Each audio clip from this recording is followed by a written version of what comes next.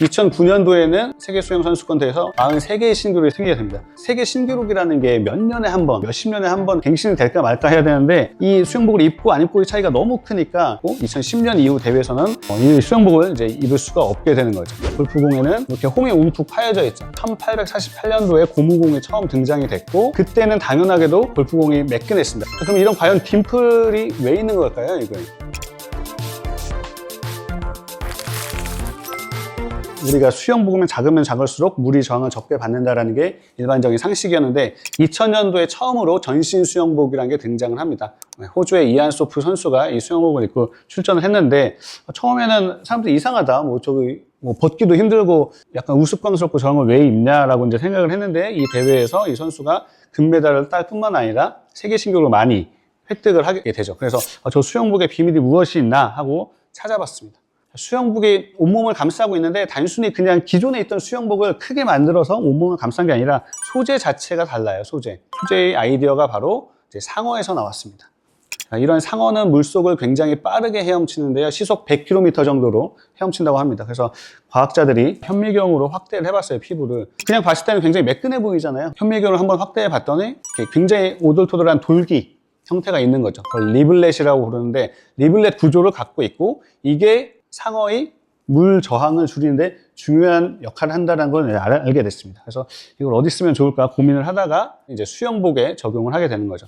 이 수영복을 개발할 때 재미있게도 나사의 로켓공학자가 참여를 했다고 합니다. 로켓공학도 마찬가지죠. 로켓을 쏘는 추진 장치도 있지만 로켓도 공기 저항을 적게 받아서 빠른 속도로 올라가야 되잖아요. 자, 그래서 전신 수영복을 만드는데 초음파 접합 기술을 이용하여 각 부위를 마치 금속 조각처럼 연결했고요. 그러니까 그 연결하는 부위에서도 저항이 발생할 수가 있으니까 그 연결 부위를 최대한 매끈하게 만든다고 보시면 되고 이렇게 했더니 자체 평가 결과 항력이 24% 감소하고 헤엄의 효율성이 5% 증가했다라고 발표를 하고 있습니다. 자, 근데 전신 수영복의 효과를 보고 나서 이제 다른 선수들도 다 따라 하겠죠. 그래서 그 다음 대회에서는 더 많은 선수들이 전신 수영복을 입고 그 다음 대회가 됐더니 거의 모든 선수들이 전신 수영복을 입고 출전을 하게 됩니다. 2008년도에 베이징 올림픽에서는 25개의 세계 신기록 중 23개가 새로 세워졌고요. 2009년도에는 세계 수영 선수권 대회에서 43개의 신기록이 생기게 됩니다. 여러분들이 올림픽이나 대회 보면 아시겠지만 세계 신기록이라는 게 몇 년에 한 번, 몇십 년에 한 번 갱신이 될까 말까 해야 되는데 한 대회에서 세계 신기록이 수십 개씩 쏟아져 나오니까 이 수영복을 입고 안 입고의 차이가 너무 크니까 이거는 조금 문제가 있다라고 판단을 해서 기술 도핑 판단을 내리게 됩니다. 약물 도핑은 많이 들어보셨잖아요. 약물 먹고서 검사해서 걸리는데 약물 도핑 말고 기술 도핑이라는 게 있는데 이거 수영복, 전신 수영복 기술 도핑이다 해서 그 이후로 금지시켰고 2010년 이후 대회에서는 이 수영복을 이제 입을 수가 없게 되는 거죠. 수영복에 대한 규정도 새로 생겼는데 두께는 얼마가 돼야 된다. 부력은 얼마 이하가 돼야 된다. 이런 규제가 생기게 됩니다.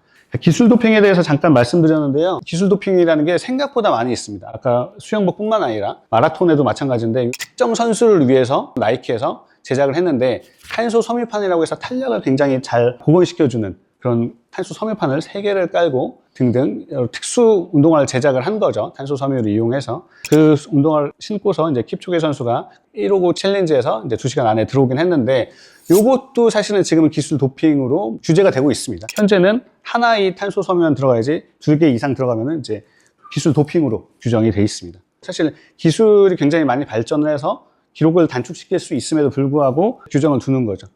그래서 선수들이 신는 것도 그냥 그 특정 선수만 위해서 제작된 신발을 신을 수가 없고 누구나 그 신발을 살 수 있어야 된다. 이게 가장 큰 대원칙이라고 보시면 될 것 같습니다. 자, 다음 주제는 이제 골프공과 관련된 내용인데요.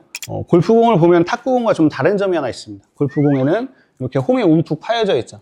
우리가 딤플이라고 부르고 양주 좋아하시는 분은 아시겠지만 딤플이라는 술도 있죠. 오목하게 들어가 있습니다. 같은 의미라고 보시면 되겠죠. 골프공의 딤플과. 그럼 이런 과연 딤플이 왜 있는 걸까요? 이거 딤플이 있는 이유는 바로 이제 공기 저항을 줄이기 위한 건데요. 골프의 역사가 생각보다 오래됐습니다. 14세기부터 골프와 비슷한 운동이 있었고 저 당시에는 뭐 플라스틱이나 뭐 이런 것들 고무나 이런 거 없잖아요. 가장 단단한 너도밤나무를 가지고서 공도 나무로 깎아서 이제 세게 치는 놀이가 있었고 그걸 골프의 기원이라고 봅니다. 나무로 만든 공은 단단하긴 한데 단점이 하나 있죠. 탄성이 없기 때문에 멀리 날아가지가 않습니다. 그래서 16세기가 됐을 때 사람들이 머리를 써서 오리 깃털을 모아서 소가죽으로 꿰맵니다. 그럼 이제 푹신푹신하니까 탄성이 생기겠죠. 그렇게 하다가 1848년도에 고무공이 처음 등장이 됐고, 그때는 당연하게도 골프공이 매끈했습니다, 표면이. 그걸 가지고 이제 사람들이 쳤는데, 고무공을 치고서 그걸 버리지 않잖아요. 또 주워와서 또 치고 반복을 하면은 흠집이 생길 수밖에 없죠. 근데 흠집이 생기면 생길수록 공이 더 멀리 날아가는 거예요. 우리 상식과는 좀 반대죠. 새 공이 더 멀리 날아가야 될 것 같은데 헌공이 더 멀리 날아가는 거예요. 이유는 모르겠지만 경험적으로 그걸 알게 됐습니다. 그래서 골프공 만드는 회사에서 이렇게 흠집을 내서 파는 거죠. 더 멀리 날아가니까. 그러다 1908년이 됐을 때 윌리엄 테일러라고 하는 물리학자가 그 이유를 밝혀냈습니다. 위쪽에는 딤플이 없는 매끈한 공이고 아래쪽에 딤플이 있는 울퉁불퉁한 공인데 공기가 지나가면서 난류를 형성하고 자기들끼리 공기가 막 뒤섞이는 거죠. 그게 결과적으로 뒤쪽에 공기 저항을 적게 만든다라는 걸 발견을 하고 바로 이제 특허를 냈습니다. 그래서 1908년도에 바로 나온 특허인데 그때 특허에 이미 골프공의 딤플에 대한 특허가 나왔습니다. 요즘에는 딤플이 개수를 몇 개를 할 거냐, 보통 300개에서 500개인데 몇 개를 할 거냐, 그리고 딤플의 모양을 어떻게 할 거냐, 직경, 그다음에 깊이, 분포 이런 것들도 있고, 딤플도 이제 원형이 아니라 뭐 육각형으로 할 거냐 이런 것들도 있고, 다양한 색상과 패턴에 대한 것까지 이제 특허로 많이 출시가 되어 있고요. 자, 1970년도가 됐을 때 컴퓨터를 이용해서 공기의 흐름을 해석하는 기술이 개발됐습니다. 그걸 이제 CFD라고 하는데, 그걸 가지고 골프공의 딤플이 없는 경우와 딤플이 있는 경우 비교를 해봤더니 확연하게 차이가 나죠. 근데 과연 저게 얼마나 차이가 날까? 저 홈을 저만큼 판다고 해서 뭐 100m 날아갈 거 한 110m? 이 정도 더 날아갈까? 이렇게 생각하실 수도 있는데 실제 결과는 굉장히 차이가 큽니다. 자, 이쪽에서 같은 힘으로 골프공을 친 건데요. 자, 딤플이 없는 경우에 이제 100야드 날아가고, 딤플을 만든 경우에는 딤플도 깊게 만들 수가 있고 얕게 만들 수가 있잖아요. 최적화되지 않았을 때도 260, 70이 날아가고, 최적화되는 경우에는 무려 300야드까지 날아가는 걸 볼 수가 있습니다. 그러니까 딤플이 있고 없고에 따라서 거의 3배 가까운 비거리가 생기는 거죠. 자, 딤플에 대한 것들을 이제 어디다 또 써먹을 수 있을까 연구를 하다가 자동차 디자인에서 이 아래쪽에 철판이 들어가거든요. 이 철판에 딤플을 만드는 거죠. 그래서 이 밑으로 지나가는 공기가 잘 흘러갈 수 있도록, 마찬가지로 경주용 자동차도 위쪽에 뭐 딤플을 거꾸로 한 거죠. 그러니까 볼록볼록 이렇게 튀어나오게 해서 공기가 지나갈 때 자기들끼리 막 뒤섞여서 난류가 발생하고 공기 저항을 조금이라도 더 줄여보자 해서 자동차에도 이런 딤플의 모양이 활용된다라고 볼 수가 있습니다. 정리를 하자면은 매끄러운 표면보다 울퉁불퉁한 표면이 오히려 저항을 줄인다라고 생각을 할 수가 있고요.